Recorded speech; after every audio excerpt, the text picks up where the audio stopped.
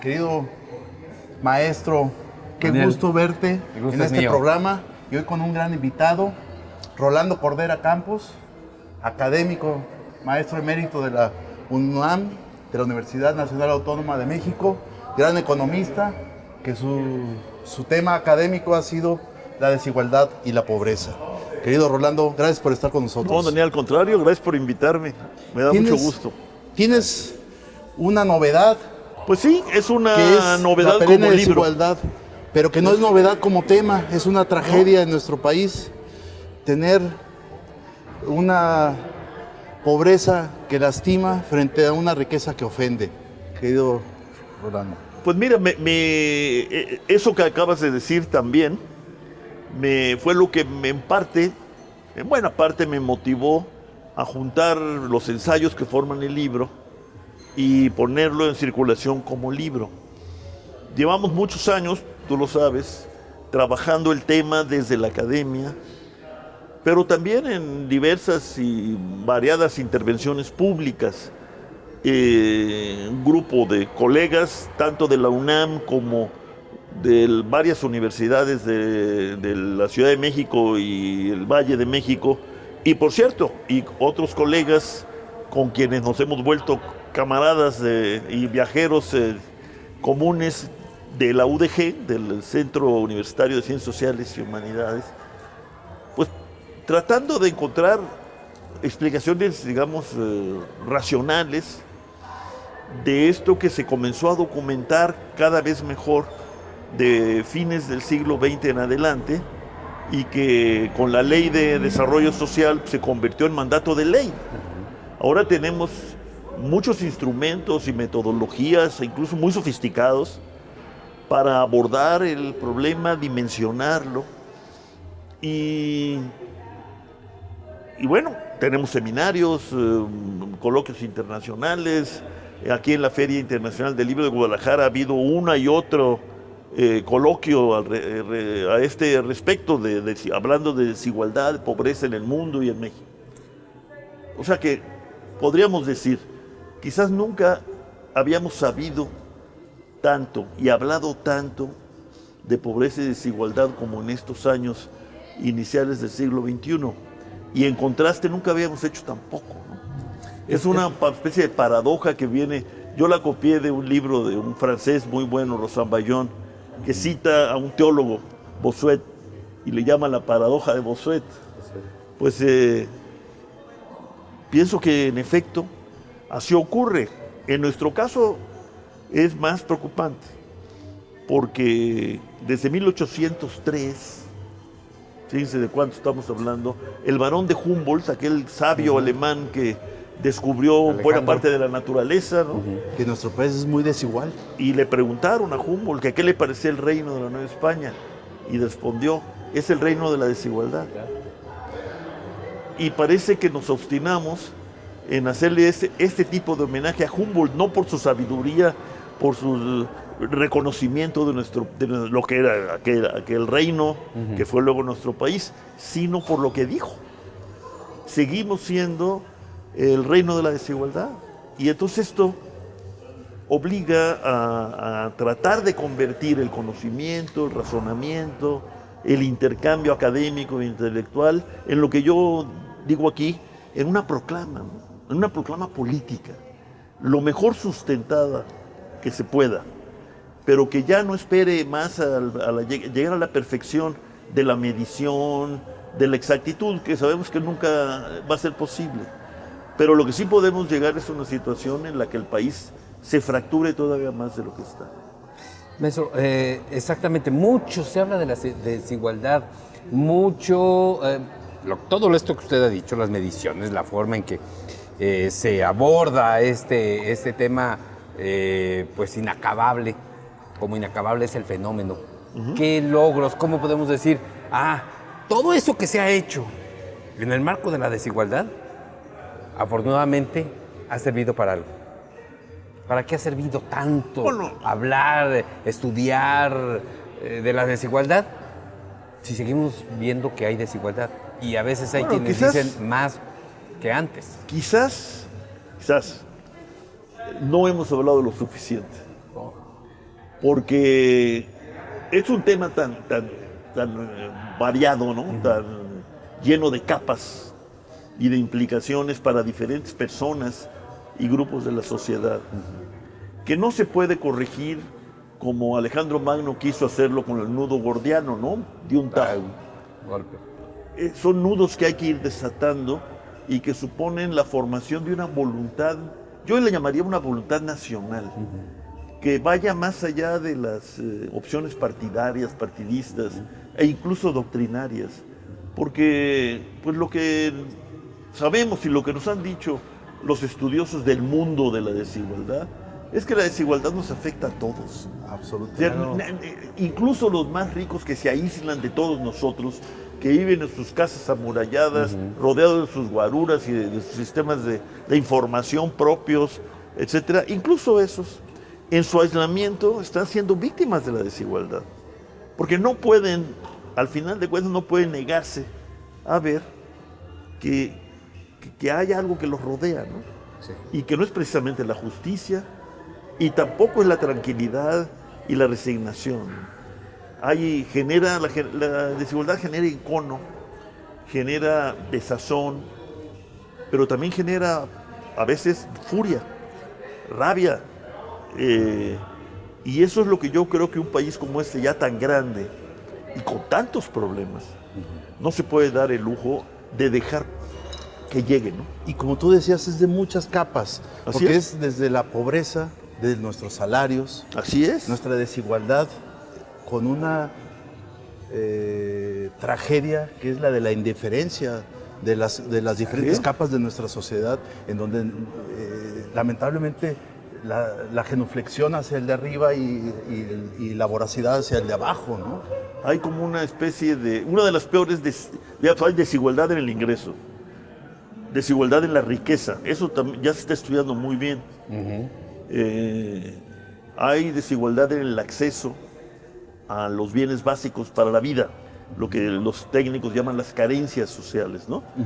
El acceso a la salud pública garantizada, el acceso a la seguridad social garantizado, el acceso a la educación indispensable, el tener o no tener un techo con las condiciones mínimas suficientes para vivir, para llevar una existencia digna, el acceso a la alimentación. En todo eso hay desigualdad.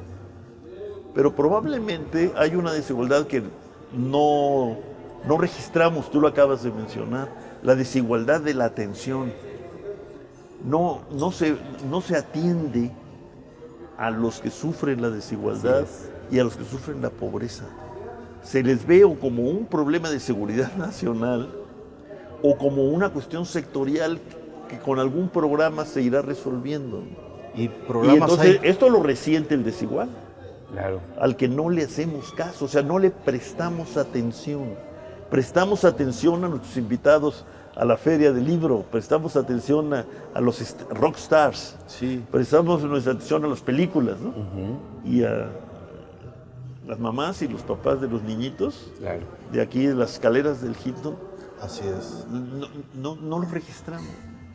Maestro, todos esos programas sociales han servido para minorar esa desigualdad. ¿Realmente la están combatiendo con los instrumentos, las medidas que se deben de atender? No. ¿O simplemente son aspirinas para una fuerte dolor de cabeza? No, bueno, no son aspirinas. Si no hubiera, por ejemplo, el más famoso y grande, que hoy se llama Prospera, ¿no? Antes se llamó Progresa, antes se llamó Oportunidades, o al revés. Si no hubiera esos programas, tendríamos un problema mucho más severo de Más amplio pobreza, de todavía. empobrecimiento de la gente. Pero corregir la pobreza no lo han hecho, pero tampoco lo pueden hacer. La pobreza se corrige con crecimiento económico alto y con mucha ocupación, que se pueda volver ocupación, como dice ahora la ONU, ocupación digna o decente. Es decir, Salarios con empleos dignos. cada vez menos precarios, salarios dignos. en donde el salario vaya creciendo y no estancándose como nos ha ocurrido en México. Con eso podemos ir corrigiendo pobreza y desigualdad, y con programas sociales que atiendan a lo básico de la vida. Yo digo, podemos y debemos tener acceso universal a la salud. Tenemos médicos, enfermeras, incluso instalaciones sanitarias muy desigualmente distribuidas en el país, pero muchas. Y sin pero embargo, muchas. Y sin embargo no lo hemos podido hacer y hay que hacerlo. Por eso yo digo que hay que construir una proclama que se convierta en una convocatoria para todos. Que claro, implica aceptar que el Estado gaste más en esos temas que lo hace y que entonces tenga más recursos de los que tiene. Y entonces entramos a los detalles donde está el diablo, ¿no? Entramos al tema fiscal, al tema de los impuestos que muchos no pagan y que no quieren pagar, y al tema del maltrato que recibe el trabajo asalariado, el descuido del Estado, de hecho yo diga el desafane de los gobiernos de unas obligaciones elementales de la Constitución, que es el ser autoridad tutelar en materia laboral. Ya no lo son. Por eso tenemos estas circunstancias de que en la industria más avanzada, la más moderna, la ligada al comercio internacional, la beneficiada por el Tratado de Libre Comercio, etcétera, reproduce la desigualdad de la industria vieja del Valle de México. Al salario le toca máximo un 30% del total del producto y el resto son utilidad. Y esto se ha venido reproduciendo en el tiempo, pues con un trabajo muy desvencijado y muy desarmado, sin sindicatos. querido Julio César, tenemos un gran invitado porque desde la academia está tocando el tema más sensible que debemos de estar platicando en todas las mesas, Exacto. no de programas de televisión, en todas las Así mesas de nuestro país, donde se necesita que coman bien nuestros compañeros de zona. O sea, Claro. Sí, los hay que contrastes- recuperar ese viejo dicho de que todos vamos en el mismo barco, ¿no? así es.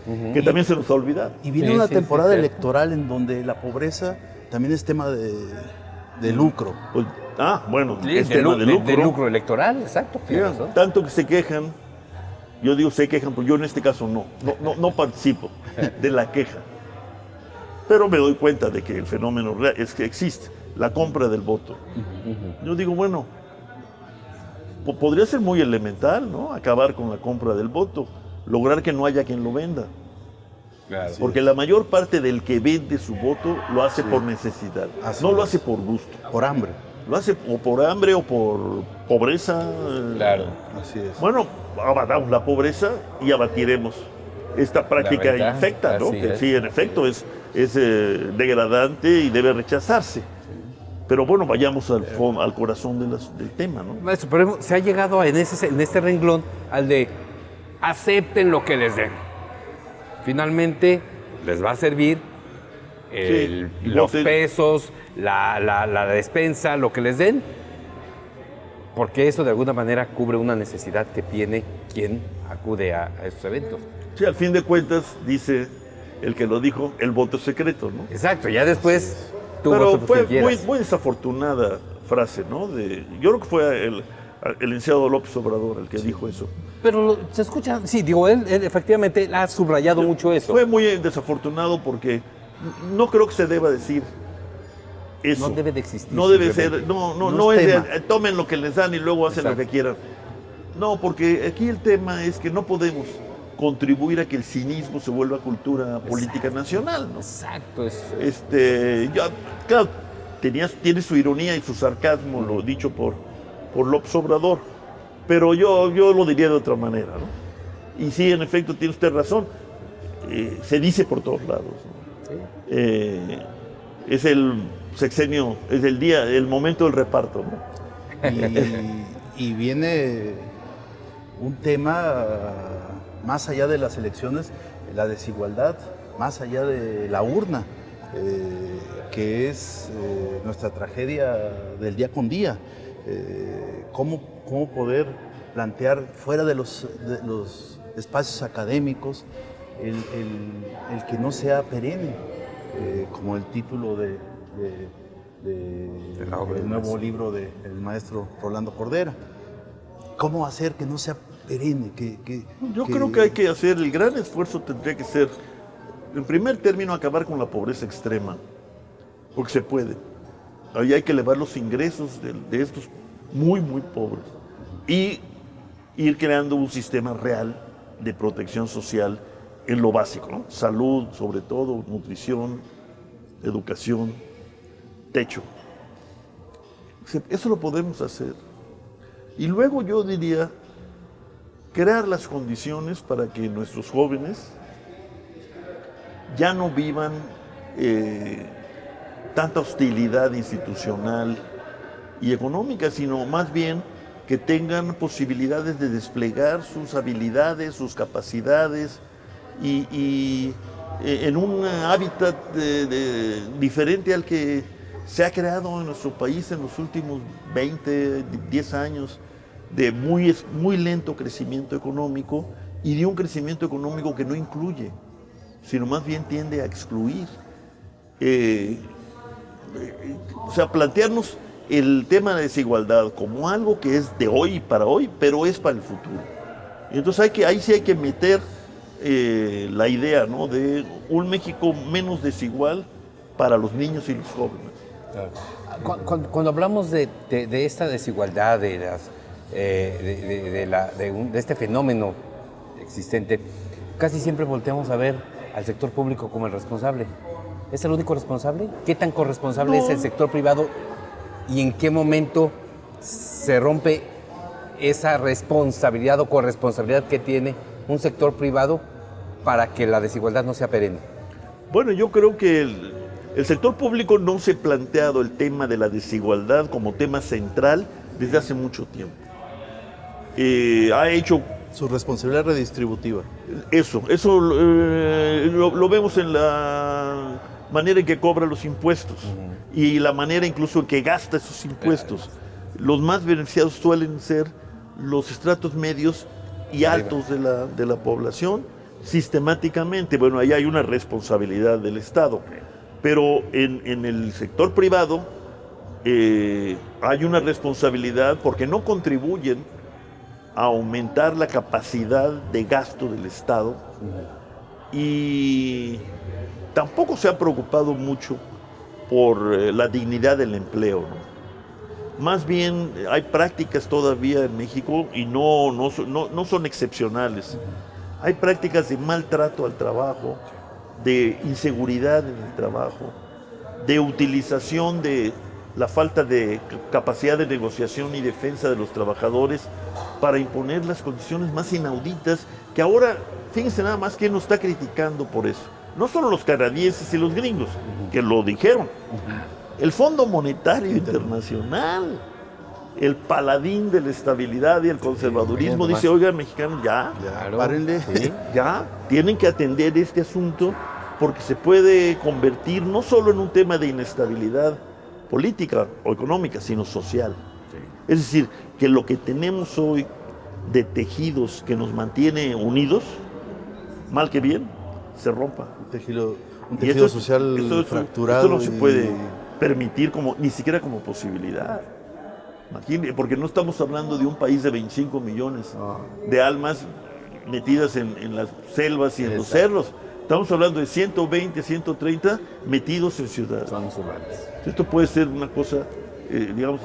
Como ven, el tema de pobreza es una tragedia nacional, pero yo quiero preguntarte, ¿qué te gusta leer a ti fuera de tus temas académicos?